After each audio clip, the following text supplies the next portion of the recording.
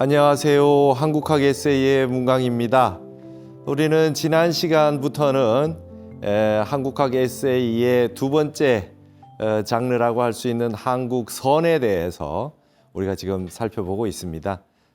한국선이야말로 한국의 정신 문명을 설명하는 가장 좋은 것이 아닌가 이렇게 생각이 돼서 한국선학을 가지고 이제 한국의 정신 문명을 탐구하는 그런 시간을 갖는데요. 지난 시간에는 송광사 선언의 우리 거울을 통해서 우리 한국인이 가지고 있는 근원적인 정신의 일면을 보았다고 한다면, 오늘은 말이죠. 이제 선시를 가지고 이 선시를 가지고서 이제 한국의 이 정신 문명을 한번 살펴보도록 하겠습니다. 물론 선과 관련된 시가 되겠죠. 이제 출가 제일이 가까이 왔기 때문에 이번에 우리 불자 여러분들, 그리고 이 영상을 보시는 많은 분들이 부처님의 이런 어떤 그 출가의 의미, 그리고 우리 스님들도 또다시 출가의 의미를 되새기고, 그 다음에 모든 제가자, 모든 명상 참선을 하시는 많은 수행자 일반인들도 다시 한번 발심을 하는 의미에서 우리나라의 20세기에 아주 걸출했던 그 스님들의 오도송들을 보면서 그분들의 깨달음과 그분들의 발심의 세계를 한번 보는 시간을 가졌으면 좋겠습니다.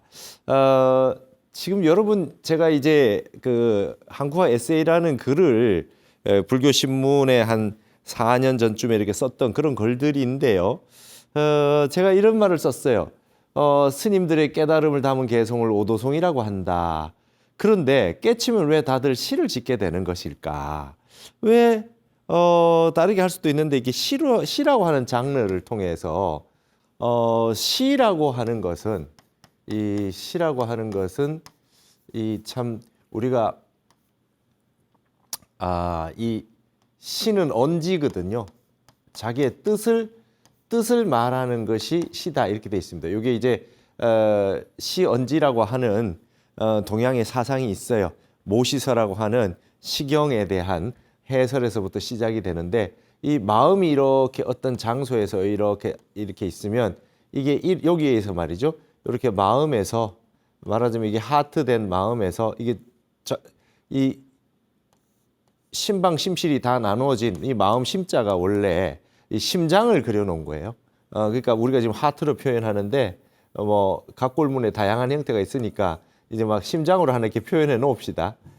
그러면 마음에서 뭔가 일어나는 거예요. 일어나는 게 시언지고 이게 시라는 거예요. 근데 마음에서 일어나는 부분을 언어와 문자로 다 담을 수 없는 세계잖아요. 깨달음의 세계는. 그래서 말과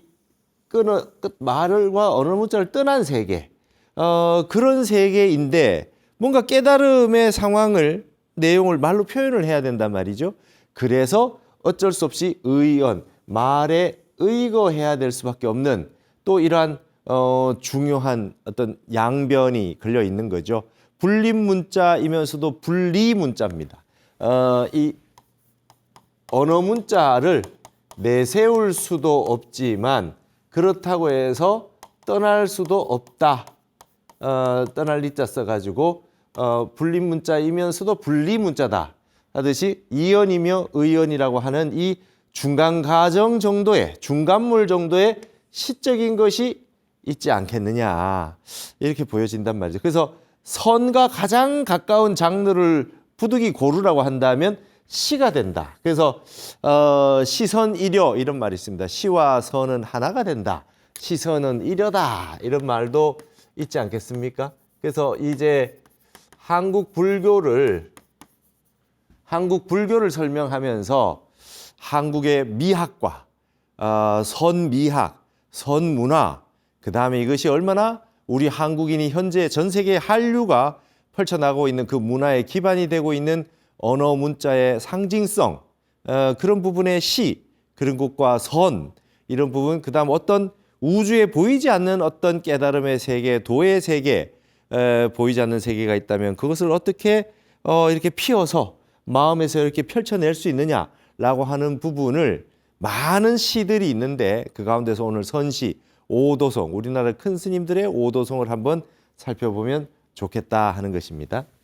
그래서 저는 이제 어려서부터 여기 저의 얘기를 좀 썼어요. 저는 어렸을 때부터 산문보다 시를 좋아했는데 뭔가 긴 이야기보다도 짧으면 짧아서 좋았었는데 한문도 배우고 해서 한시를 좋아했죠. 한문으로 된 시를 좋아했는데 어느 날 갑자기 충격적인 선시를 한 편 만나게 됩니다. 제가 고등학교 때로 기억이 됩니다. 그 고등학교 어느 시절에 문학 소년이었고 뭐 책을 많이 보는 그런 상황이었는데 선시 한 편을 만나게 돼요. 그래서 아마 그때 받은 충격 가운데 하나가 지금 출가를 해서 지금 스님으로 살게 해주는 게 아닌가. 시 한 편의 위력이, 선시 한 편의 위력이 지금 출가할 수 있게 만들어준 인간의 그 어떤 그 실존의 그 존재의 근원적인 문제를 건드려준 것 같아요. 발심하게 만들어준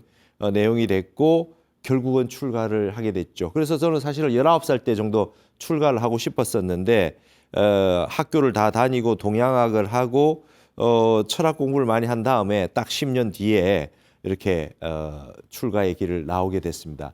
그때도 계속해서 저의 어떤 화두처럼 문제의식으로 남아 있었던 것이 바로 이 한 편의 오도송 때문에 저는 이런 형태가 됐거든요. 어떤 분의 그 시였냐 하면 효봉선사였어요.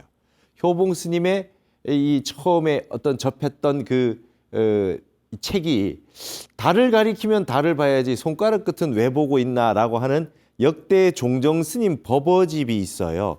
이걸 이제 지월론이라 그러잖아요. 이렇게 가르칠 지자, 다롤자, 이 지월론이라 그래요. 이게 뭐냐면 달을 이렇게 가리키면 달은 진리이고 손가락은 방편이거든요. 언어 문자입니다. 언어 문자. 그러면 달을 이렇게 가리키면 달을 봐야지 손가락 끝은 왜 보고 있나? 진리의 세계로 곧장 들어가야지 왜 언어 문자에 걸려 있느냐?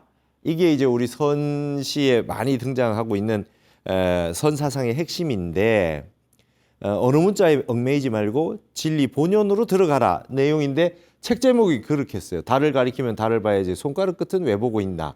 이런 책이었는데 여기에 효봉선사의 오도송이 실려 있었죠. 우리가 아시다시피 이제 우리가 1962년에 다시 대한불교 조계종, 현재의 대한불교 조계종이 이제 생겨났고 그때 이제 종정 스님들이 쭉 계신데 이 효봉 스님이 종정 스님이셨거든요. 그래서 제가 17세 때 우연히 접한 이 기억이 납니다. 서점에 가서 책 제목을 보고 이 책을 무심코 뽑아서 보다가 샀죠. 그래서 집에 와서 고등학생이 이 선시들을 보기 시작했어요. 거기에 성철 스님, 청담 스님, 동산 스님 그런 큰 스님들, 역대 종정 스님들의 출가하셨던 사연들, 그 다음에 어떻게 수행을 하셔서 어떻게 깨달음을 얻고 마지막에 임종계 입적하실 때는 어떤 시를 짓고 이런 부분들이 다 이렇게 기록이 돼 있었거든요. 근데 거기 가운데 효봉 스님의 오도송이 저에게는 일대 거대한 충격이었습니다. 이분이 효봉 스님이세요. 이분이 효봉 스님이신데 송강사에 계셨고 수행을 어디서 하셨냐면 여기가 금강산입니다. 금강산 신계사에서 뒤에 가면 말이죠. 토굴이 있는데 거기서 정진을 하셔서 아주 큰 깨달음을 얻으시고 벽을 부수고 튀어나오셨다. 나오셨단 말이죠. 근데 여기 보시면 여기 앞에 보이십니까? 이렇게 금강산 신계사 뒤에 있는 저 봉오리. 저걸 이제 문필봉이라 그래요. 문필봉이라고 하는 거는 부처럼 뾰족이 튀어나왔다. 뭐 지난번에 종교지리학에서 풍수지리학도 했지만 우리 앞산에 이렇게 부처럼 뾰족한 문필봉이 있거나 뒤쪽에 문필봉이 있거나 이러면 큰 문장가가 난다. 그리고 예전에는 전부 다 과거 시험을 봐야 됐기 때문에 일단 문필이 있어야 되거든요.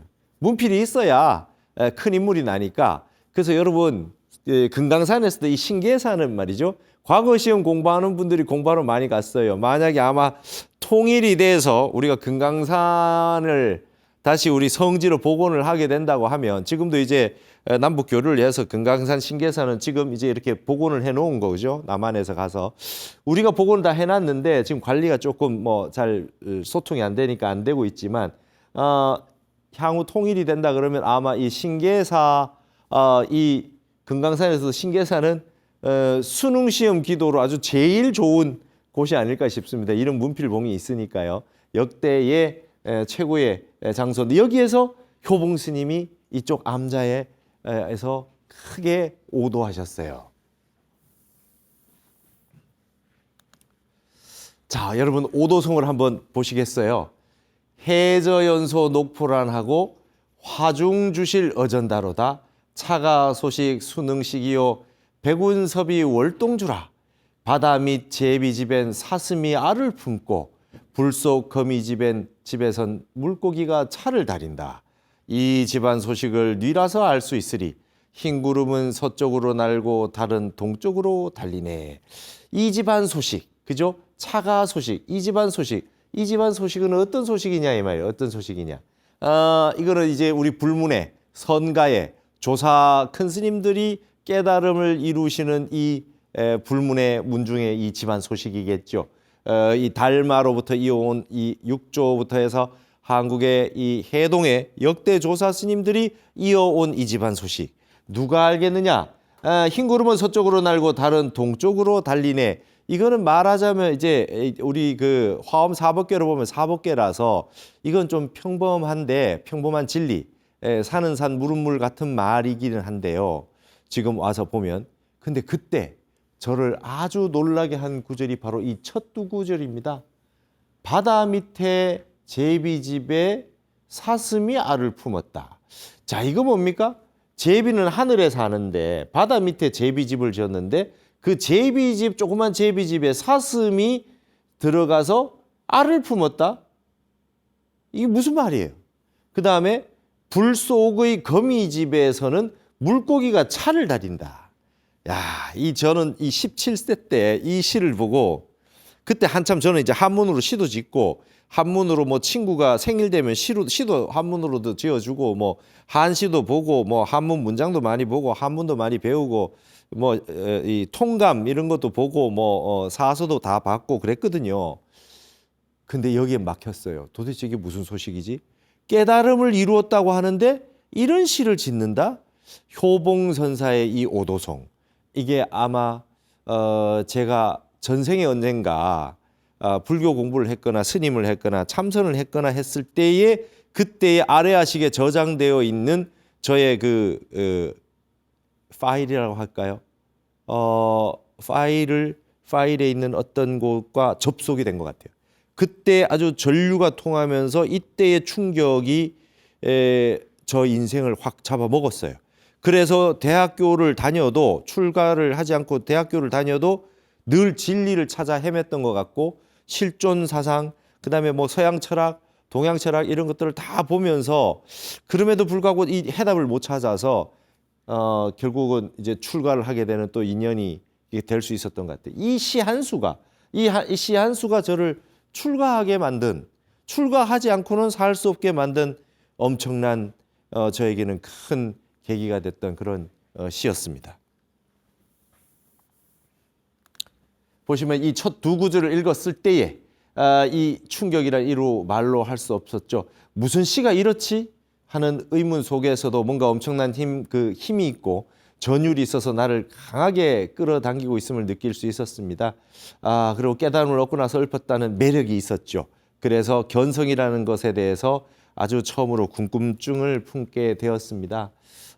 효봉 스님을 잠깐 소개를 해드리자면 평생 무자, 조주무자 화두 있잖아요. 제가 선문염송에서 조주무자 우리 강의 많이 했습니다. 그 내용을 한번 다 보세요. 그게 이제 염송까지 다 있으니까. 평생 무자 화두를 참고하시다가 입적하실 때도 무라 하고 입적을 하셨다 그래요. 효봉 스님이. 그래서 아까 말했던 신계사의 법기암에서 이 법기암 토굴에서 깨달아 가지고 이 오도성을 쓰셨는데 죽어도 깨닫기 전에는 밖에 나오지 않겠다. 그리고 아예 그냥 그 벽을 바르셨던 것 같아요. 이렇게 그 흑벽을 말이죠. 그래가지고 결심을 하고 정진을 하셨는데 도를 깨닫고는 톡을 벽을 발로 차고 무너뜨리고 나와가지고 이 오도송을 쓰셨다 그래요. 멋있지 않아요?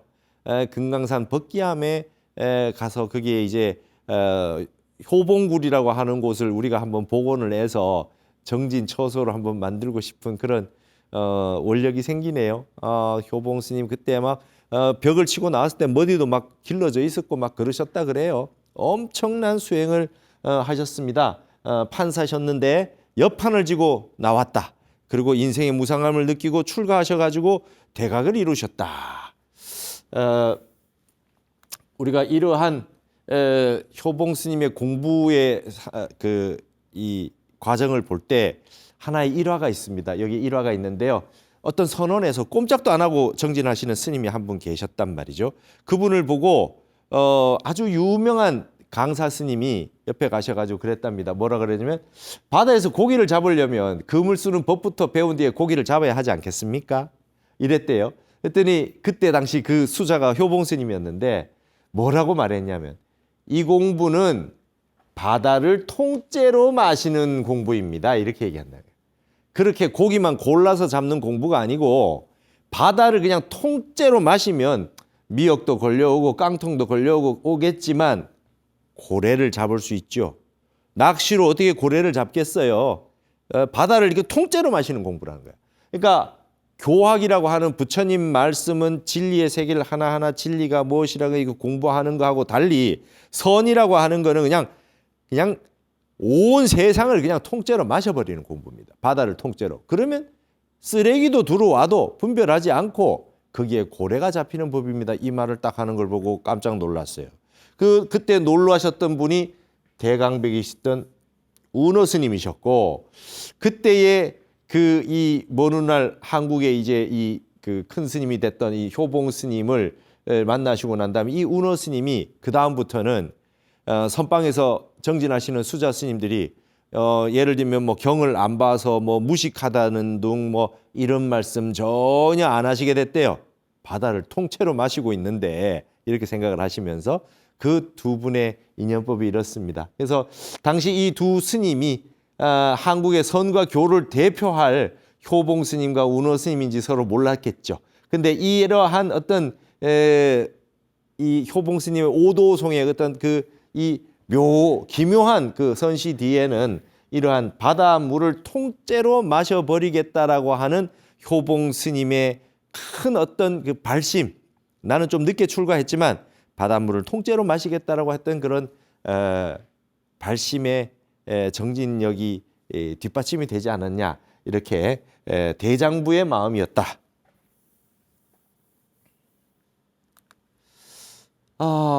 효봉 스님의 이제 입적하시기 전에 송광사 삼일암에 계실 때의 모습인 것 같습니다. 통영의 미래사를 창건해서 계시기도 하셨고 끝까지 무자 화두를 드시고 해인사의 조실 스님으로도 계셨습니다. 송광사를 대표하는 한국의 큰 스님이셨거든요. 이런 큰 스님의 오도송이 저에게는 출가의 계기가 됐어요. 그래서 출가제의를 맞이해서 이런 큰 스님들의 오도송을 한번 보는 시간을 마련을 한 거죠.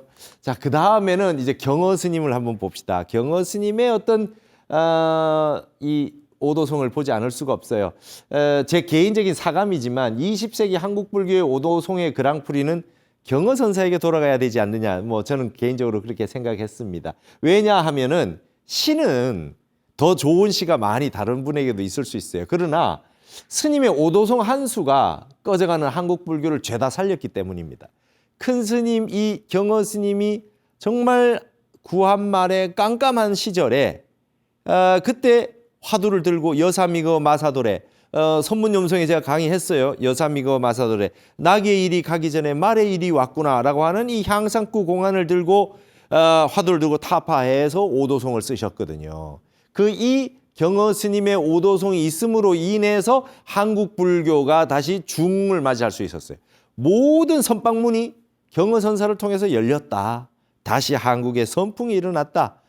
지금 전 세계가 명상 열풍인데 만약 그때 경어 스님의 오도송 한 수가 없었던들 한국은 지금 선종이겠느냐 할 정도로 경허 스님이 한국 불교의 중흥조입니다. 이 오도송, 이 오도송이 없었다면 정말 어쨌느냐? 아찔할 수 없다. 이런 표현을 제가 썼어요. 아찔하지 않을 수 없다.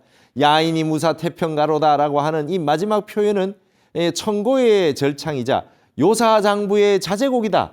일을 다 해마친 이 장부의 자제로운 노래다. 한국 선풍의 위대한 컴백송이다. 이랬어요, 제가. 그러다가 우리나라 한국 선이 다시 살아 돌아왔다. 이제 컴백했다.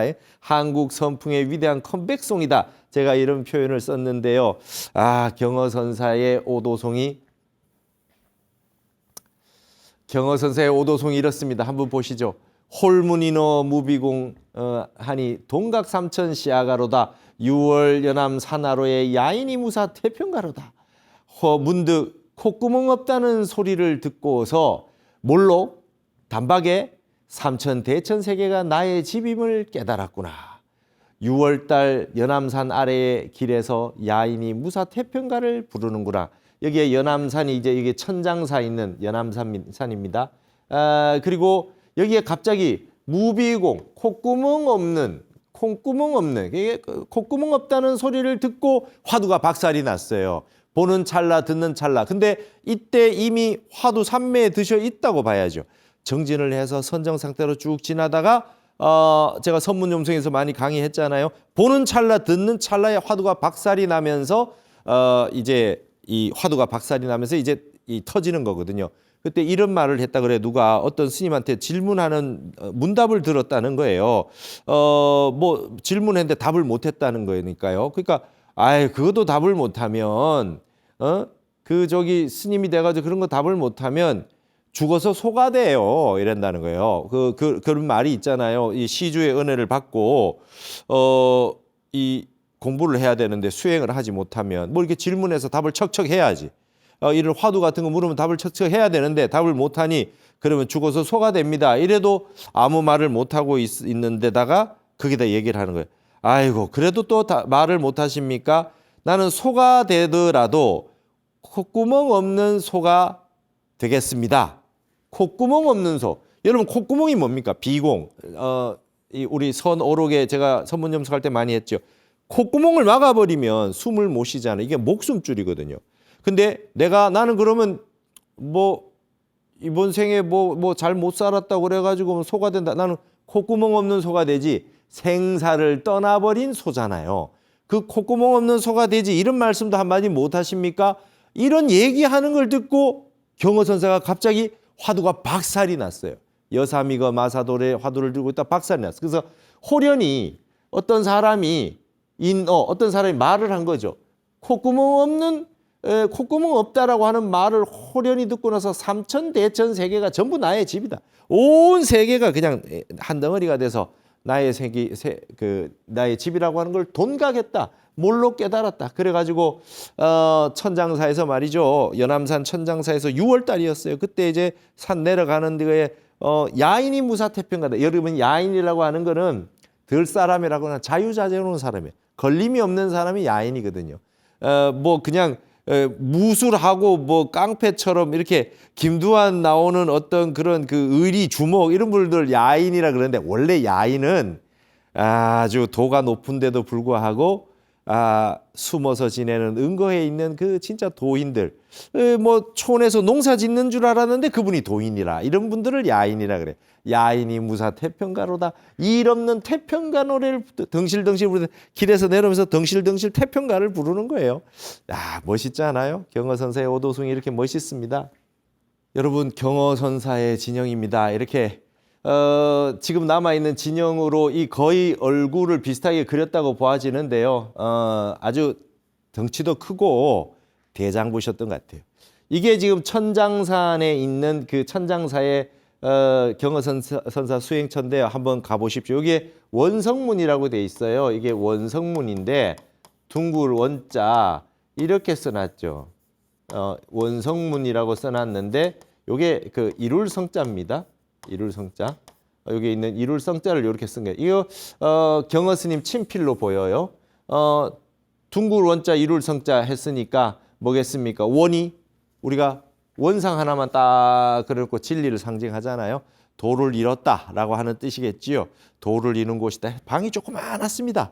뭐 한 평 남짓할 정말 키 큰 분은 누우면 머리가 닿을 정도로 아주 조그만 방. 여기서 아주 깊은 수행을 하셨다. 그리고 난 다음에 이제 이 보림도 하셨고 천장사를 중심으로 해서 많이 계셨던 것 같아요. 그리고 망공 스님도 여기서 출가해서 행자를 하셨고 그랬다고 합니다. 이러한 경허선사의 수행, 이 시점에서 우리는 이제 한번 생각해 볼 필요가 있습니다. 경허를 아시는가? 경허 스님의 일화가 굉장히 많은데 우리는 잠시 경허 스님에 대해서 논의해 볼 필요가 있어요. 저는 이렇게 생각해요.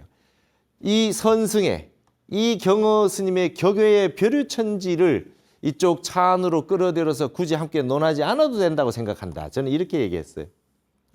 경허 선사는 격외의 세계에 사신다. 격 밖에 우리가 생각하는 룰, 그다음에 사유의 세계, 이 세계가 아닌 격외의 세계에 사시는 것 같아요. 저 오도송이 어찌 이 사바세계 포유류의 것인가? 제가 이렇게 예전에 글을 썼어요. 완전 다른 세계죠. 야인이 무사태평가를 부른다라고 하는 저 경허선사의 오도송, 그다음에 그분의 깨달음의 경지, 경허선사의 경지는 우리가 감히 21세기 과학시대에 살지만 우리 저 경허선사 정도는 아는 것이 끊어진 저 12의 영역 저편 먼 발치에서 보는 세계 그런 존재로 한번 남겨두고 우리는 여기서 가타부타 시비분별을 안 하고 방아착하는 것이 어떻겠는가, 제가 이렇게 예전에 글을 썼습니다. 경허선사 한 명 정도는 뭐 계율을 지켰느니 안 지켰느니 뭐 이런 얘기하지 말고 이분 정도는 저 격밖에 어마어마한 세계에 좀 남겨두는 게 어떠냐, 이런 제 생각을 했어요. 오죽했으면 제자 망공 스님이 스승 경허가 드실 고기가 없다면 넓적다리 살을 베어서라도 공양을 올리겠다고 했겠는가. 스님이 술도 한 번씩 드시고 고기도 한 번씩 드셨는데 스님들이 그걸 아주 비난하고 그랬던 적이 있었던 것 같아요. 그걸 가지고 문제시 삼는 분들이 많아요. 근데 망공선사가 시봉했던 망공선사 도인이잖아요. 그분이 그랬다는 거예요. 나는 경허 스님이 고기가 필요하다 그러면 내 넓적다리라도 베어서 드릴 수 있다, 이랬다. 그 어떤 존경심과 그 높은 도를 이와 같이 얘기하셨다 그래요. 경허 스님도 멋있지만 망공 스님도 멋있습니다. 근데 이 두 분의 일화가 많죠. 엄청난 도인이셨다 그래요.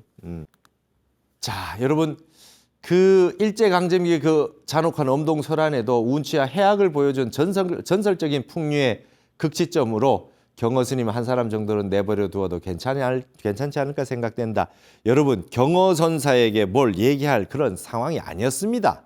구한 말에 이때는 거의 불교라고 하는 게 거의 다 무너져 내렸고, 그리고 경허 선사의 제자 해월, 수월, 망공, 하남 이런 기라성과 같은 제자를 만들어 놓으시고 북쪽 백두산 아래로 가셨는데, 산수와 갑산으로 가셨는데, 그때 무슨 불교가 힘이 있었습니까? 조선 말기부터 해서 그다음에 일제가 들어오고 그랬던 그 시절 아닙니까? 경허 스님은 이 도성에 스님들이 들어오게 해준다 그러니까 막 스님들이 조선시대 때는 도성도 못 들어갔죠. 그러니까 막 스님들이 일제가 그걸 해줬다 그래서 일본인들에게 고맙다고 얘기를 하고, 그러니까 경허 선사가 참 우습다고 생각하셨던 것 같아요. 다시는 경성 땅을 내가 밟지 않겠다. 그러고 영원히 밟지 않았어요. 스님들이 지조도 없이 말이지. 그런다고 경허 선사 같은 경우는 아주 눈빛이 무섭습니다. 하남 스님 일대기에도 행장에도 그런 말이 나오거든요. 경허 선사가 평상시에는 해탈도인 같다가도 어마기로 말하자면 등골이 말이죠. 모골이 송연할 정도로 무서우셨다. 이 어떤 그런 힘이 말이죠. 아주 칼날 같은 어떤 그 취모금을 가지고 계셨다. 하남 스님이 그 경허 선사를 생각했을 때 그러셨다는 그 글을 남겼잖아요. 그럴 정도로 경허 선사는 위대한 분이었습니다. 그렇지만 항상 해악이 있었고 풍자가 있었고 아주 멋있었어요. 마치 중국의 이태백처럼, 우리나라 임진왜란 때 진묵대사처럼 말이죠. 그래서 이 경허 선사가 지금 우리가 지금 다 한국 불교는 다 혜택을 보고 있어요. 지금과 같이 한국 불교 총림 가람들이, 선원들이 문을 다 열고 있고 전 세계가 이제 참선 명상을 하는 시대가 됐는데 경허 선사가 없었다면 우리가 선맥이 이어졌겠느냐. 그래서 지금 이번에 제가 있는 동국대 불교 학술원에서 경어록이라고 해서 경어집, 경어법원은 많았는데 새롭게 경어록을 이렇게 책을 한 권 이렇게 새롭게 냈습니다. 뭐냐면 경어 스님의 그 일대기 책 가운데 그동안 모아놓은 부분들이 경어 스님 글이 아닌 것처럼 보이는 것들도 꽤 있었어요.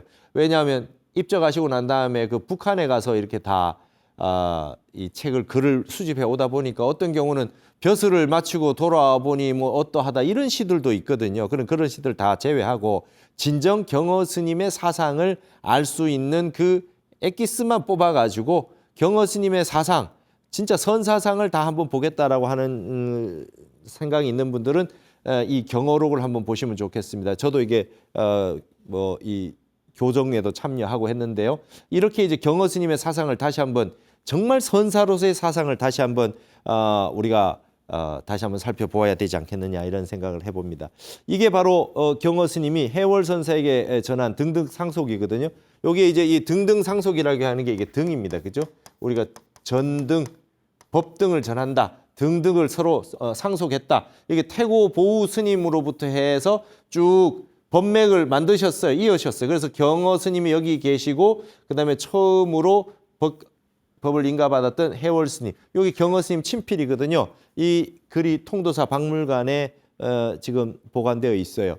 이게 이제 지금 경어 스님이 법맥이 끊어져 가고 있을 때 경어 선사가 나타나서 우리의 법등을 전했다. 부처님부터 이조해가부터 그다음에 우리나라에 중국에 넘어와서 달마, 육조대사, 그다음에 우리 쪽에 이제 태고 보우, 하남 혼수 해가지고 쫙 내려오는 우리의 법맥이 경어선사로부터 이어져 내려올 수 있게 되었다라고 하는 것이죠.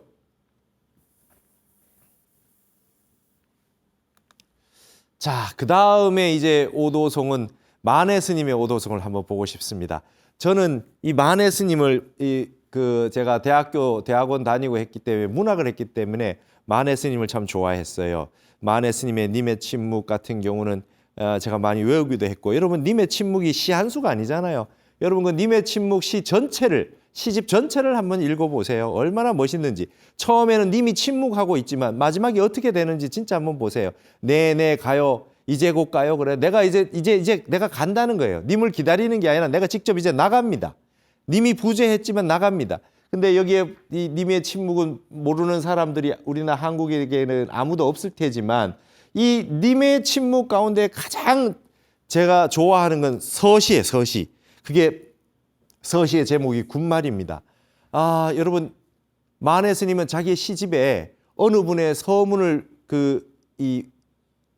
써달라고 요청한 적이 없어요. 본인이 서문을 써요. 그러면서 이제 님의 침묵의 서시에 해당하는 군말에 뭐라고 했냐면 님만 님이 아니라 기루운 것은 다 님이다. 중생이 석가의 님이라면 철학은 칸트의 님이다. 뭐 이렇게 나오잖아요. 장미화의 님이 봄비라면 마신의 님은 이태리다. 이태리 독립운동가 했던 마신이. 그래서 그리워하는 건 다 님이다. 여기서 이제 기루운 것은 다 님이다. 내가 말이지 우리는 이제 남녀만 생각하지만 내가 그리워하는 건 다 님이에요. 그래서 님이 침묵했다는 건 여성 화자로서 남성을 기다리고 있는 것 같지만 사실은 그것이 아니라 그리워하는 거예요. 이게 중생이 석가의 님이라 그랬잖아요. 만해 스님은 스님으로서 중생이 님이었어요. 국가가 님이었어요. 예전에 국어 시험 볼 때 님이 뭐냐라고 하는 걸 나오는 거 여기에 나오는 거예요. 그리운 것은 다 님이니까. 칸트에게는 철학이 님이에요. 이렇게 될 수 있듯이 그래서 님이 조국도 되고 부처도 되고 민족도 될 수 있었던 거죠. 그래서 마지막에 뭐라 그럽니까? 너에게도 님이 있느냐? 있다면 님이 아니라 너의 그림자니라 라고 해요. 내가 누군가를 그리워하고 있지만 알고 보면 내 마음속에 있는 내 그림자다 이거예요. 그러면서 만해 스님 그런 말씀 많이 하지 않습니까? 남들은 자유를 사랑한다 하지만 나는 구속을 좋아한다. 근데 너는 자유라는 말에 알뜰하게 구속을 받고 있지 않느냐? 자유라고 하는 게 뭐 자기 마음도 모르면서 그 자유를 찾을 수가 있냐? 그런 어떤 만해 스님의 그 절절한 시들이 있는데, 그런데 말이죠. 만해 스님이 오히려 이 1920년대 썼던 이 님의 침묵 시집 같은 게 유명하지만 사실은 이분은 한문 베이스예요. 한문을 아주 잘하셨어요. 경전을 다 보셨잖아요. 이 백담사에서. 그래서 만해 스님은 한문을 굉장히 잘하고 투도 한문투가 많은데 솔직히 말하면 만해 스님의 한문으로 된 한시가 더 좋아요. 제가 봤을 때는. 미당 서정주 같은 제자분들이 선생님이 이렇게 번역도 하고 했는데 만해 스님의 한문시를 굉장히 잘 쓰세요. 한시가 좋습니다. 제가 이제 깜짝 놀랐죠. 이 시조도 좋고요.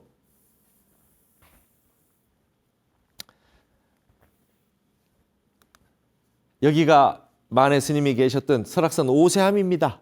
설악산 오세암 저 위에 올라가서 직접 찍은 사진인데요. 이게 이제 만해 스님의 진영을 설악산 오세암에 진영이 없어서 제 도반 스님이 이제 여기에 그 수행하고 있을 때 의견을 내 가지고 만해 스님 진영도 이렇게 모셨거든요. 현대에 최근에 모신 만해 스님입니다. 만해 스님은 설악산 오세암에서 정진하시다가 화두 들고 공부하시다가 촛불이 흔들리다 탁 꺼지는 걸 보고 탁 깨달음을 얻으셨어요. 그래서 만해 스님이 이런 오도송 시를 지었어요. 남아도처 시고향인데 긴 장제 객수중가 일성할파 삼천계하니 설리도와 편편홍이로다 이렇게 지었단 말이죠. 대장부 남아가 가는 곳은 어디나 고향이건만 그 몇 해나 긴 얼마나 많은 사람들이 나그네 시름에 잠겨 있던가 객수중가 고향을 떠나서 돌아다니지만은 내 마음이 부처고 내가 가는 곳이 수처작주 가는 곳마다 내가 주인이 되면 객이 될 수가 없잖아요. 어느 게 주인이고 어느 게 객이냐 이며 객수에 빠져 있을 리가 없다. 일성할바 한 소리로 삼천 대천 세계에 맞아 하를 의학하고 하를 했더니 그러고 났더니 설리도와 편편홍이로다. 그 겨울에 피는 이 복숭아 꽃이 조각조각 붉었으라 이랬습니다. 이게 이제 만해 스님의 그 오도송이에요. 만해 스님의 오도송 참 좋죠. 저는 이 시를 보는 순간 이게 외웠어요. 저도 이제 객지 생활하고 뭐 군대도 살고 뭐 온데 돌아다니는데 긴 장제 객수중가 언제가 나그네 서름에 빠져가지고 살 거냐. 가는 곳마다 고향인데 공부해가지고 한번 화두가 한 박살이 팍 나면 가는 곳마다 대장부 살림살이 모두 고향이다 말이죠. 그런 얘기를 하셨어요. 자, 그런데 여기 보시면 이 마지막 구절이 원래 편편비였어요. 날비자를 썼는데 만공스님에게 이 오도송을 탁 보여줬더니 절친이 있던 그 도반이 만공스님이 편편홍으로 바꾸자 이랬어요. 왜냐하면 운자를 맞추기 위해 가지고 그래서 이제 이 우리 만해 스님은 뭐 시인이고 독립운동가 이렇게 알고 있지만 화두 참선하셔가지고 화두를 타파하고 오도송을 읊으셨던 분인 거죠. 아시겠죠? 이거를 꼭 명심을 하셨으면 좋겠습니다. 여러분 이 오도송은 수행의 정신의 결정체이자 이게 문자살이다 그랬어요. 제가 이게 문자살입니다. 이게 문자살이다. 수행의 오도체의 결정체이지만 문자살이다. 이게 만해 스님이 직접 쓴 오도송을 직접 쓴 거예요. 여기 보면 빗자가 이렇게 있죠. 원래 빗자였는데 이걸 붉은 홍자로 바꾸자. 만공 스님이 하셔가지고 나중에는 붉은 홍자를 봤어요. 여기 중, 그죠? 향 이렇게 운자 맞추면 좋잖아요. 그래서 그냥 붉은 홍자로 바꾸자 하셨다는 거예요. 만공 스님이요. 자, 여러분 이제 출가제의를 맞이해서 우리 큰 스님들의 제가 출가하게 만들어준 효봉 스님의 오도송 그리고 한국 불교의 선을 중흥시켜줬던 선방문을 다 열어주셨던 경허 스님의 오도송 그리고 우리 한국인이라면 누구나 다 알고 있는 만해 스님이 실제로는 참선하셔가지고 화두를 타파해서 오도송을 지으셨던 선사였던 분이라고 하는 이 세 편의 오도송과 큰 스님들 우리 20세기의 큰 스님들을 보았습니다. 그리고 마지막 시는 제가 지은 거예요. 제가 출가해서 행자 교육을 다 받고 이렇게 삼위가 돼서 만의를 이 가사가 아니라 만의죠. 만의를 입을 때 입기 전에 마지막 발언문을 씁니다. 그때 저는 시를 지었어요. 제가 지었던 이 수계음이라 개를 받으며 읊는다라고 하는 이제 처음으로 스님들 때 시였던 저의 출가시입니다. 여하시오 오가요 무엇이 나의 집인가 상념 불멸근이로다. 항상 불멸하는 근본을 생각할 뿐이로다. 결필장부사하야 결단코 대장부 일대사를 다 해맞춰서 필보 선세은호리라. 반드시 이 선세라고 하는 건 앞시대잖아요. 그러니까 불보살님 그리고 저를 낳아주신 부모님과 우리 조상님들 앞시대에 있는 모든 분들 앞에 있는 경어 스님이나 이 저 효봉 스님이나 이런 저에게 영향을 미쳤던 모든 분들 저 스승들 다 해당하죠. 앞시대에 있는 모든 분들의 은혜를 반드시 갚으리라. 대장부 일대사를 해맞춰서 가지고 이거를 꼭 마치리라 이래가지고 이게 운자도 맞춰놨잖아요. 근자, 은자 이렇게 맞춰놨잖아요. 제가 이걸 행자교육원에서 마지막 발언문으로 썼던 기억이 납니다. 이게 또 벌써 한 25년 다 됐는데요. 효봉 스님의 오도송을 통해 가지고 이 시 한 수로 저도 충격적인 인생의 전환을 맞이하는 인식의 전환이 왔고 그리고 출가를 해서 이렇게 출가시를 썼습니다. 이제 저도 한번 오도송을 한번 써야 되는데 결단코 대장부 일대사를 일을 다 해마치겠다고 했는데 반드시라고 했어요. 반드시 갖겠다 그랬거든요. 그러니까 저도 앞으로 반드시 이와 같은 큰 스님들의 오도송 같이 마지막에 모든 공부를 다 끝내는 오도송을 한 수 쓰는 것이 저의 이제 이 출가했을 때의 원력과 발언대로 그렇게 한번 하고 싶습니다. 이 지금 저와 같이 공부하시는 많은 분들 가운데 출가를 생각하시는 분이 있다. 정말 한번 나도 이 공부를 한번 해봐야 되겠다. 대장부라면 이 길을 한번 들어서는 것도 아주 좋을 듯합니다. 세상사 여몽환포영입니다. 물거품한 것이고 물거품 같은 것이고 이게 번갯불 같은 것이고 이거 얼마 못 가는 겁니다. 위대한 세계가 이 수행에 있거든요. 이 승가의 부처님 세계의 불법의 세계가 있으니 앞에서 우리 앞에는 20세기에 큰 스님들이 계셨고 그 옛날 원효 의상 스님 그 이전에 우리 불교를 처음 이 땅에 받아들이고 했던 그 시대에서부터 한국에는 불교의 힘이 한국 불교의 정신이 우리 한국 지금 이 세상에 있는 모든 한국의 미학, 한류를 근원을 맞이하게 해주는 이러한 정신력이 있단 말이죠. 그런 것을 다시 한번 생각해 보면서 부처님의 출가제의를 맞이하면서 우리도 새롭게 발심하고 제가 여러분도 출가를 하시지 않더라도 큰 발심을 하셔가지고 이 생에 수없이 많은 생을 살아온 가운데 이 생이 가장 정진 잘하고 바르게 멋지게 사는 생이 되었다. 나는 신기록을 세웠다. 내 공부에 신기록을 세웠다 할 만큼 그런 인물들이 되셔서 마지막 돌아가시는 그 순간까지 말이죠. 효봉 스님처럼 본인의 화두를 들고 이 생을 하직하는 그런 시간이 정진 시간이 쭉 되셨으면 좋겠다는 생각을 해보았습니다. 저도 열심히 정진을 하도록 하겠습니다.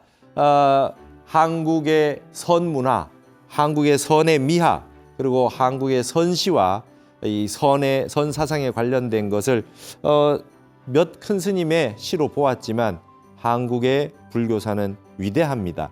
여러분들이 꼭 찾아서 이러한 많은 진리의 이 진여의 세계와 꼭 해우를 하실 수 있기를 간절히 기원드립니다. 오늘 이 시간은 여기서 모두 마치겠습니다. 감사합니다.